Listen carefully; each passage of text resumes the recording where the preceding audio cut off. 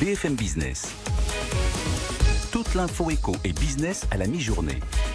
60 minutes business. Guillaume Paul. Et oui, donc voici en direct 60 minutes business jusqu'à 13h sur BFM Business, dans 10 minutes, midi et demi, 13h, BFM Business avec vous. Vous le savez, on répond à vos questions, on vous donne la parole, vous qui recrutez. Mais on va dire un petit mot du Brexit, un de ces feuilletons qu'on suit quasiment jour le jour sur BFM Business. Alors, est-ce qu'il est encore possible de tabler sur un accord entre l'Europe et les Britanniques d'ici le 31 décembre? Michel Barnier semble y croire. Vous me direz, il est dans son rôle. Le négociateur en chef des Européens est à Bruxelles aujourd'hui pour essayer de reprendre les discussions sereinement avec la partie britannique. On va parler quelques instants avec Yves Bertoncini qui est avec nous au téléphone. Bonjour Yves, bienvenue, président du mouvement européen France. Vous y croyez encore, vous, sincèrement, Yves, à la possibilité de conclure un accord avec Boris Johnson d'ici la fin de cette année ou pas finalement?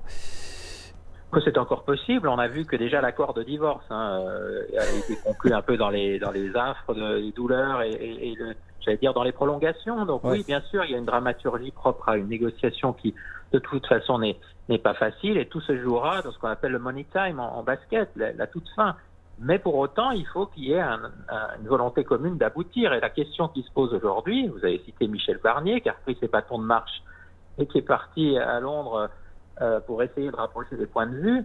La question se pose de la volonté britannique. Voilà, parce que c'est vrai que de plus en plus, on se demande si Boris Johnson a vraiment envie d'un accord et si, au fond, il ne s'accommoderait pas, au-delà d'une position tactique de négociation, d'un non-accord en fin d'année. Là, vous faites référence effectivement à ce qu'a annoncé Boris Johnson récemment, c'est-à-dire sa décision de prendre quelques libertés, en fait, notamment sur le volet nord-irlandais, avec ce qu'il avait pourtant conclu avec les Européens en début d'année. On a vu que ça a été voté par la Chambre, par le Parlement.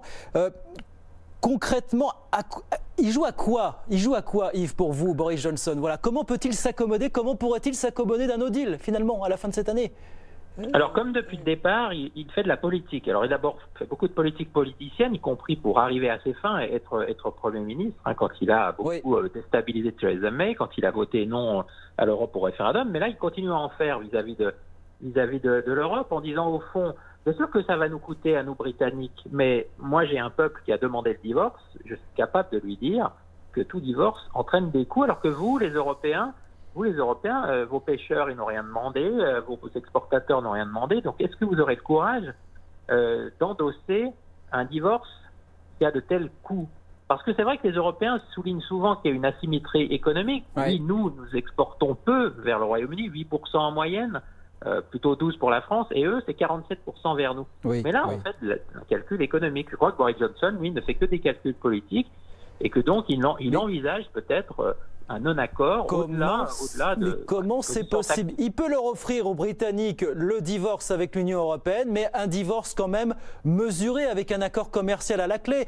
Plus de 20%, vous voyez les chiffres encore il y a 48 heures, 20% de récession du produit intérieur brut, là, sur le deuxième trimestre. C'est des taux de récession les plus forts de ce qu'on a observé en Europe. Bien sûr, mais là, il y a un élément qui change tout, c'est le Covid-19. Parce qu'au fond, les coûts du Brexit peuvent être dilués, absorbés dans le Covid-19, c'est-à-dire au point où ils en sommes. Alors évidemment, au point où nous en sommes, l'argument se retourne. Le patronat britannique dit, attendez, déjà qu'on a le Covid-19 et ses conséquences, vous n'allez pas en plus nous coller un Brexit sans accord. Simplement, il y a une tentation de Boris Johnson, et si vous permettez, ce qu'il y a derrière ça, de toute façon, c'est qu'il a des difficultés à assumer les conséquences de sa stratégie. Vous dites qu'il remet en cause l'accord de divorce, alors qu'il le présentait il y a un an comme un triomphe diplomatique de la Grande-Bretagne. Parce que un accord, et en l'espèce c'était l'accord de divorce, ça pose de sérieuses questions entre les deux Irlandes et surtout entre l'Irlande du Nord et le Royaume-Uni. Et il en sera de même d'un accord. Tout accord confronterait Boris Johnson à une situation qu'il devrait endosser et qui aurait des coûts fâcheux pour l'économie britannique. Et donc peut-être qu'il veut se dire, écoutez, moi il n'y aura pas d'accord, je blâmerai les Européens, bien sûr il y aura des files de camions, mais je pourrais toujours dire que ce n'était pas le Brexit que je leur avais vendu, que c'est un Brexit sans accord, que les Européens ont imposé, et là encore, on revient à une rhétorique politique dont il s'est fait le promoteur depuis le début. Pour conclure, Yves, est-ce que c'est pas lui, malgré tout, qui en fera les frais si effectivement la situation économique continue de se dégrader quand il se présentera devant les électeurs dans quelques années, finalement? Malgré tout, ça sera à ce moment-là que ça se jouera, pour lui, les chiffres. Oui, il y a eu déjà des études qui ont dit, à court terme, ça n'aura pas des coûts immenses, mais à moyen terme, le moyen terme en politique, c'est très loin. Je crois qu'il est déstabilisé, peut être déstabilisé dans son propre parti, parce qu'il a mal géré la crise du Covid.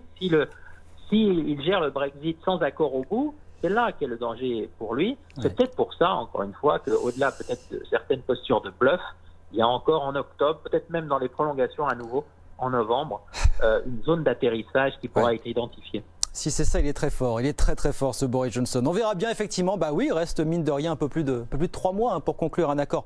Encore qu'il faut le conclure et ensuite le ratifier, le rédiger, le finaliser. Donc c'est en fait un petit peu moins de 3 mois. Mais il reste encore des semaines, mine de rien. Absolument. Merci Yves. Merci beaucoup d'avoir été avec nous. Yves Bertoncini, président du mouvement européen France. Merci Yves. À très vite sur BFM Business.